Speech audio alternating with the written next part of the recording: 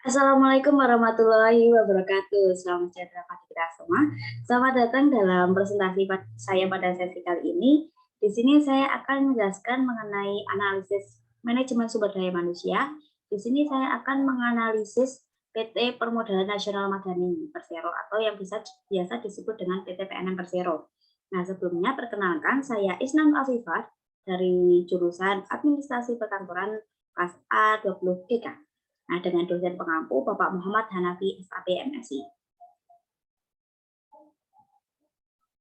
Nah, sebelumnya di sini saya akan menjelaskan mengenai visi, misi, dan nilai dari PT PNM Persero. Nah, yang pertama visi.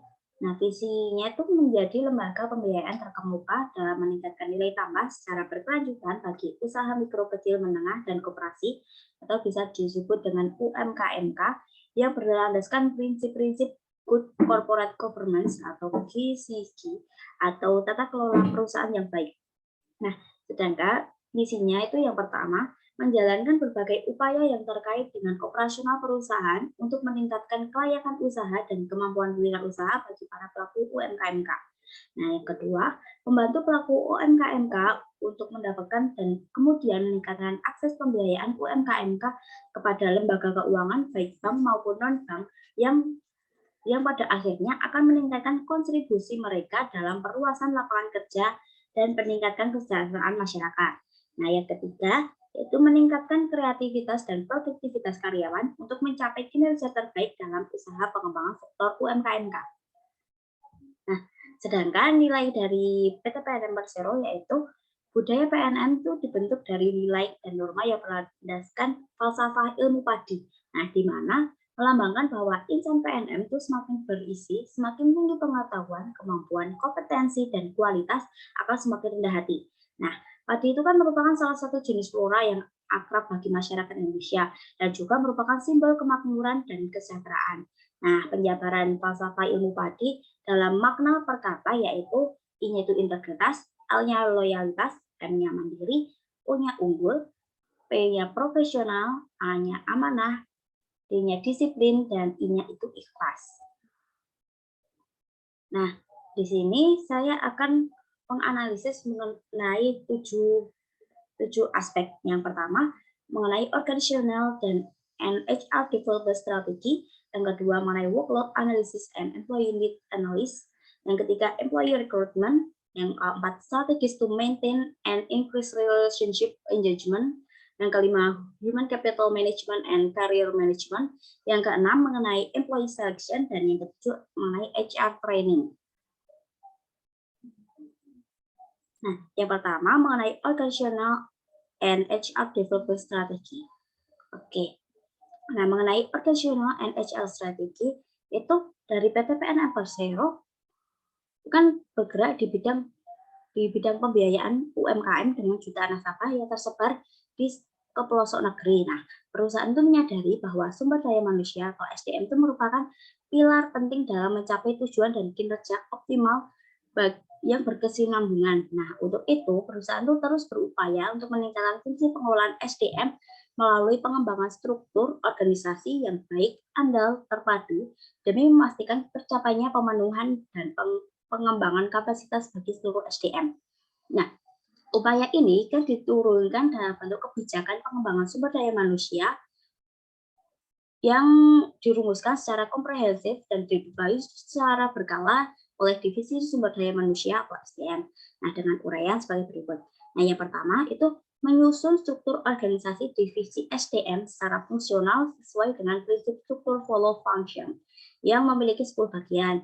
Yang pertama itu pengembangan operasional, kedua rekrutmen 1, yang ketiga rekrutmen 2, yang keempat pembinaan dan keamanan lingkungan perusahaan, yang kelima talent management dan perencanaan SDM, yang keenam yaitu alih daya, yang ketujuh pelayanan dan administrasi, yang kedelapan penyelenggaraan pelatihan, yang ke-9 pengembangan program materi dan instruktur 1, yang ke-10 pengembangan program materi dan instruktur 2.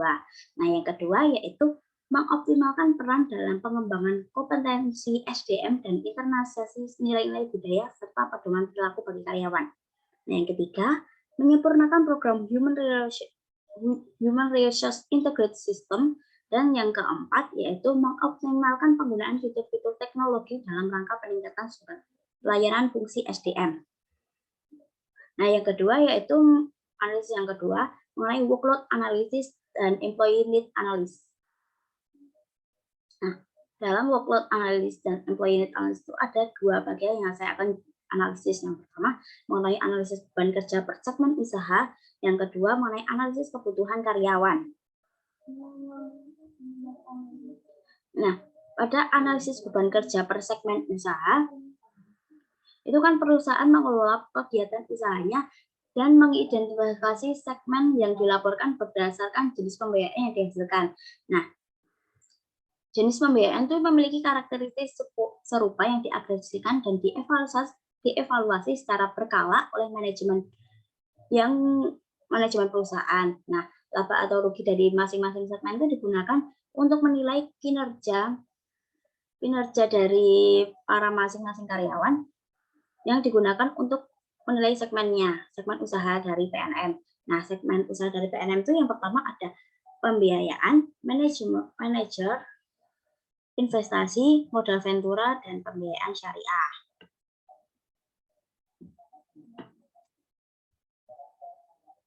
Nah, pada pembiayaannya itu kan ada segmen masing-masing. Nah, segmen yang pertama kan PNM tuh membuat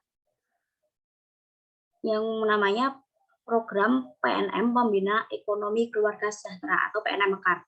Nah, PNM Mekar itu layanan pembiayaan yang berfokus pada nasabah wanita prasejahtera yang tidak memiliki modal untuk membuka maupun mengembangkan usahanya. Nah, yang kedua ada unit layanan modal mikro atau ULAM. Nah, ULAM itu layanan pinjaman modal untuk usaha mikro kecil yang disertai dengan bimbingan dan pendampingan untuk pengembangan usahanya. Nah, yang ketiga yaitu jasa konsultan manajemen. Nah, selain memberikan bantuan finansial melalui layanan pembinaan, PNM juga melakukan bantuan non-finansial dalam bentuk jasa manajemen berupa bantuan teknis, pelatihan, konsultasi manajemen, pendampingan bagi manajemen UMKM, serta aktivitas lainnya. Nah, laksana aktivitas jasa manajemen itu merupakan salah satu dari dua tugas utama PNM sejak perseroan didirikan. Nah, sebagaimana ditetapkan dalam Peraturan Pemerintah RI Nomor 38 Tahun 1999 tentang aktivitas jasa manajemen dibagi menjadi 3 kategori, yaitu yang pertama mengenai jasa manajemen untuk penguatan lembaga keuangan, yang kedua jasa manajemen untuk sektor real, yang ketiga jasa manajemen berbentuk kemitraan yang merupakan sinergi PNM dengan BUMN lain, pemerintah daerah, departemen swasta, perusahaan multinasional, lembaga nirlaba, dan lembaga lainnya dalam rangka pemberdayaan dan pengembangan UMKM. Nah, segmen yang kedua yaitu mengenai manajer investasi. Nah, dalam manajemen investasi itu dilaksanakan melalui PT PNM Investment Management atau PNM. Nah, PNM itu kan merupakan perusahaan manajer investasi yang mengelola produk-produk investasi di pasar modal, yaitu reksadana dan kontrak pengelolaan dana. Nah, selain memiliki izin sebagai manajer investasi, PNM juga memiliki izin sebagai penasihat investasi. Nah, segmen yang ketiga yaitu modal ventura. Nah, pembiayaan modal ventura itu dilaksanakan melalui anak perusahaan yang bernama PT PNM Venture Capital atau PNMFG. Nah, PNMFG itu memberikan dukungan permodalan langsung kepada usaha kecil dan menengah dalam bentuk pembiayaan. Nah, itu terdapat bagi hasil kepada perusahaan dengan patungan usaha atau PPU. Nah, yang segmen yang terakhir yaitu mengenai pembiayaan syariah. Nah, segmen pembiayaan syariah terdiri atas PNM Mekar Syariah dan ULAM Syariah. Nah, PNM Mekar Syariah itu merupakan layanan pemberdayaan berbasis kelompok sesuai dengan ketentuan hukum Islam yang berlandaskan fatwa dan atau pernyataan kesesuaian syariah dari Dewan Syariah Nasional Majelis Ulama Indonesia yang ditujukan bagi perempuan prasejahtera pelaku ultramikro. Nah, itu tuh melalui yang pertama peningkatan pengelolaan keuangan untuk mewujudkan cita-cita dan kesejahteraan keluarga. Yang kedua, pembiayaan modal usaha tanpa agunan. Yang ketiga, yaitu pembiasaan budaya menabung. Yang keempat, peningkatan kompetensi kewirausahaan dan pengembangan bisnis. Nah, selanjutnya yaitu ULAM Syariah. Nah, ULAM Syariah itu merupakan penyaluran pembiayaan yang dilakukan sesuai dengan ketentuan prinsip syariah yang berdasarkan fatwa dan atau pernyataan kesesuaian syariah dari Dewan Syariah Nasional Majelis Ulama Indonesia bagi para pelaku UMKM. Nah, analisis kedua yaitu analisis kebutuhan karyawan. Nah, PNM itu telah melakukan strategi dan kebijakan strategis untuk mencapai target perusahaan. Nah, salah satunya yaitu dalam strategi fungsional dalam sumber daya manusia. Itu melalui yang pertama, program pendidikan dan pelatihan. Itu tuh menitik beratkan pada standarisasi dan peningkatan kompetensi karyawan untuk mendukung pengembangan usaha perempuan prasejahtera dan bisnis mikro. Nah, yang kedua yaitu program pengadaan dan pendidikan SDM. Nah, pendidikan SDM yang berkelanjutan. Nah, itu tuh untuk mengantisipasi kebutuhan SDM yang terus meningkat seiring dengan perkembangan dan tingkat perputaran SDM yang cukup tinggi. Nah, yang ketiga yaitu untuk merekrut SDM yang baru itu diprioritaskan berasal dari daerah lokal. Nah, guna mendukung pencapaian target jumlah nasabah dan target finansial, itu perusahaan tuh berencana untuk merekrut SDM baru yang diprioritaskan berasal dari daerah lokal.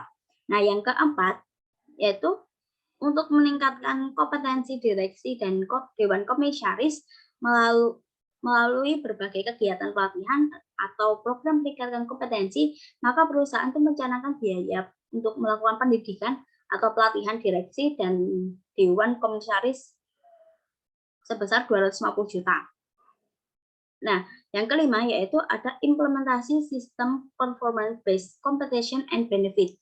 Nah, itu yang kompetitif untuk dapat menjaga loyalitas dan integritas SDM. Nah, analisis yang ketiga itu mengenai employee recruitment.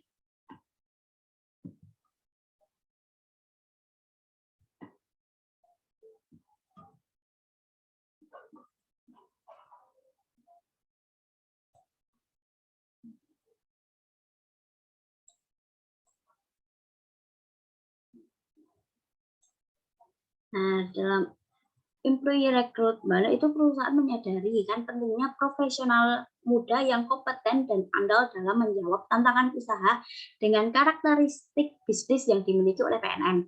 Nah, oleh karena itu, untuk mencapai visi SDM yang dapat mendukung pertumbuhan, PNM itu harus menjadi perusahaan yang mampu menarik kandidat berbakat untuk bergabung bersama perusahaan. Nah, hal ini yang kemudian mendorong fokus perusahaan pada aspek rekrutmen, retensi, dan pengembangan kompetensi unggul. Nah, di tengah turnover dan tunjakan jumlah nasabah, rekrutmen dan asesmen perusahaan itu mampu memenuhi tanggung jawab penurunan SDM untuk kantor cabang dan kantor layanan PNM Ulam maupun kantor cabang PNM Mekar dengan baik. Nah, agar lebih fokus dan terarah, fungsi rekrutmen dibagi untuk karyawan kantor PNM Ulam, cabang, pusat, anak perusahaan, dan cabang PNM Mekar. Nah, proses rekrutmen itu dilaksanakan secara ketat dan selektif untuk menjaring kandidat terbaik sesuai dengan kebutuhan usaha. Nah, seluruh upaya ini itu kan bertujuan untuk meningkatkan minat serta loyalitas karyawan terhadap perusahaan demi meraih pertumbuhan berkelanjutan. Nah, di samping proses rekrutmen yang memadai, manajemen juga melakukan beberapa inisiatif termasuk diantaranya program pelatihan dan pengembangan sistem reward dan punishment serta pemetaan jenjang karir yang baik. Nah, seluruh upaya ini tuh bertujuan untuk meningkatkan minat serta loyalitas karyawan terhadap perusahaan demi mencapai pertumbuhan berkelanjutan. Nah, aspek yang akan saya analisis yang keempat yaitu mengenai strategies to maintain and increase relationship engagement. Nah, dalam strategis to maintain and increase relationship engagement itu terdapat untuk senantiasa menjaga dan mempertahankan lingkungan kerja yang kondusif. Perusahaan itu memiliki bagian pembinaan yang bertanggung jawab menyusun dan mensosialisasikan pedoman perilaku atau code of conduct serta peraturan perusahaan. Nah, pedoman perilaku ini itu menjelaskan mengenai visi dan misi budaya, serta norma dan etika yang dijunjung tinggi oleh PNM. Nah, sedangkan peraturan perusahaan itu mengatur segala hak dan kewajiban karyawan maupun perusahaan. Nah, kedua kode etik tersebut itu berlaku bagi jajaran manajemen, karyawan termasuk staf ahli, dewan pengawas syariah, komite audit, dan jabatan lain yang memiliki keterkaitan kerja dengan perusahaan. Nah, pedoman perilaku dan peraturan perusahaan yang disebarluaskan kepada setiap insan PNM itu melalui buku elektronik atau e-book dengan cara mengakses situs internal ESDM dan mengunduh surat pernyataan telah membaca dan memahami yang ditandatangani oleh insan PNM untuk diserahkan kepada divisi SDM. Nah, selain mengatur hak dan kewajiban bagi karyawan dan perusahaan, peraturan perusahaan juga mencantumkan kualifikasi pelanggaran baik secara kedisiplinan maupun yang dapat menyebabkan kerugian bagi perusahaan dengan sanksi surat teguran, surat peringatan 1, surat peringatan 2, surat peringatan 3, dan atau surat pemutusan hubungan kerja. Nah, selanjutnya di sini saya akan menganalisis mengenai human capital management dan career management.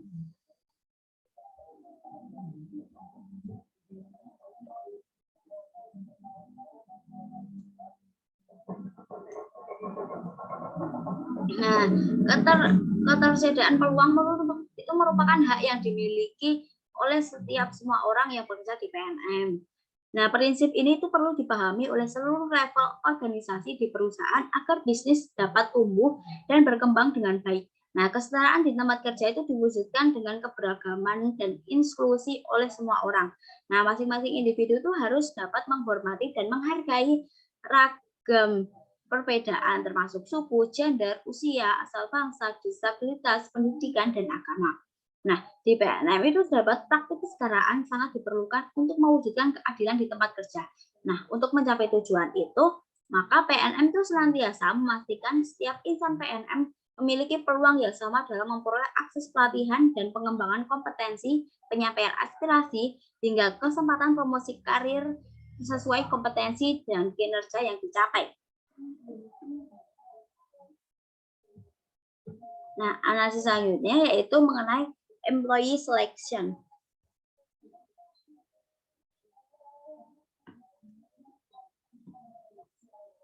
Nah,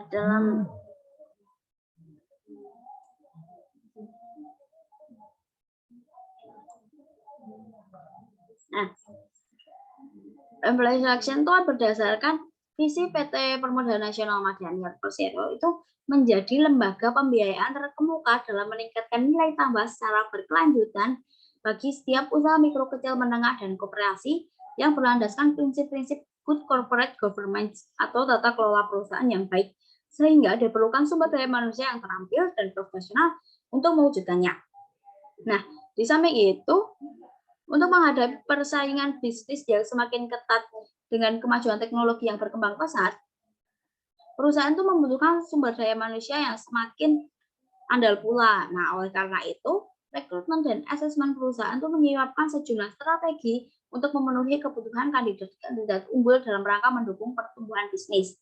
Nah, di sini itu dibagi menjadi dua. Yang pertama itu mengenai rekrutmen eksternal, dan yang kedua itu rekrutmen internal. Nah, rekrutmen eksternal itu dilakukan untuk memenuhi berbagai kebutuhan perusahaan melalui sejumlah program.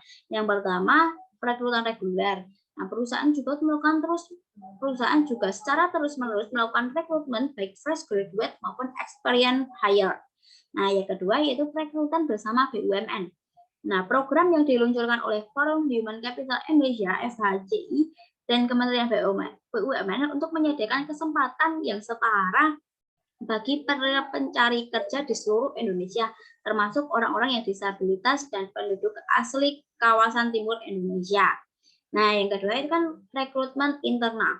Nah, rekrutmen internal itu juga dilakukan untuk mengoptimalkan sumber daya manusia yang ada dalam perseroan sesuai dengan kebijakan yang berlaku di PNM. Nah, kan sekarang itu masih kondisi pandemi COVID ya. Ternyata dengan terdapat kondisi pandemi COVID-19 itu tidak menyurutkan semangat PNM untuk mencari putra-putri terbaik bangsa terbukti dengan salah satu terobosan yang dilakukan oleh perusahaan ya adalah dengan pengembangan PNM Assessment System atau PAS. Nah, secara maksimal pada tahun 2020.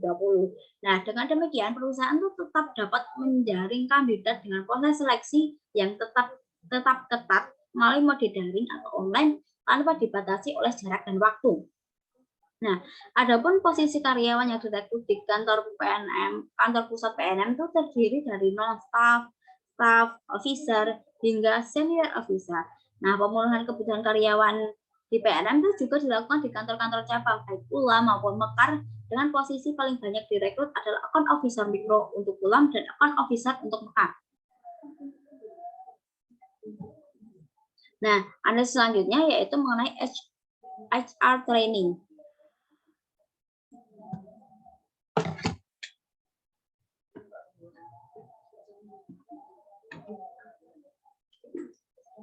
Nah, PNM kan itu senantiasa mengedepankan pembelajaran berkesinambungan kepada semua karyawannya. Nah, karena perusahaan percaya bahwa pengembangan kompetensi akan berdampak positif terhadap pertumbuhan bisnis. Nah, sejalan dengan prinsip tersebut, perusahaan itu mengimplementasikan program pengembangan kompetensi karyawan secara intensif dan berkesinambungan dengan memperhatikan aspek quality, performance, and service. Nah, pengembangan SDM di PNM itu dilakukan secara terstruktur dan terprogram dengan memetakan kondisi dan kebutuhan SDM. Nah, itu melalui program pelatihan serta pengembangan karyawan baik yang bersifat internal maupun eksternal. Nah, perusahaan itu mampu menjaga kualitas kinerja karyawan yang baik serta berkualitas untuk agar kualitas kinerja dari para karyawan itu semakin bertumbuh. Nah, hingga saat ini perusahaan itu rutin mendorong peningkatan kompetensi teknis maupun non teknis SDM. Nah, berbagai pelatihan sesuai dengan fungsi dan bidang kerjanya yang diberikan, pelatihan yang dilaksanakan di perusahaan itu difokuskan pada aspek keterampilan atau skill, pengembangan atau knowledge. Nah, hal ini tuh tercermin pada kemampuan perusahaan untuk mengamati, mengukur, dan mengevaluasi sikap, attitude, perilaku kinerja atau work behavior, soft kompetensi, dan hard kompetensi. Nah, jenis program training seperti program pelatihan dan pengembangan pokok yang terdiri dari pelatihan internal secara seperti orientasi, kompetensi, dan kepemimpinan, serta ada dalam pelatihan eksternal. Wah, ternyata setelah saya baca itu PT PNM itu keren banget ya dari segi manajemen sumber daya manusianya. Nah, sekian yang dapat saya sampaikan. Kurang lebihnya saya mohon maaf. Nah, jika ada pertanyaan bisa menghubungi IG saya. Oke, sekian yang dapat saya sampaikan. Wassalamualaikum warahmatullahi wabarakatuh.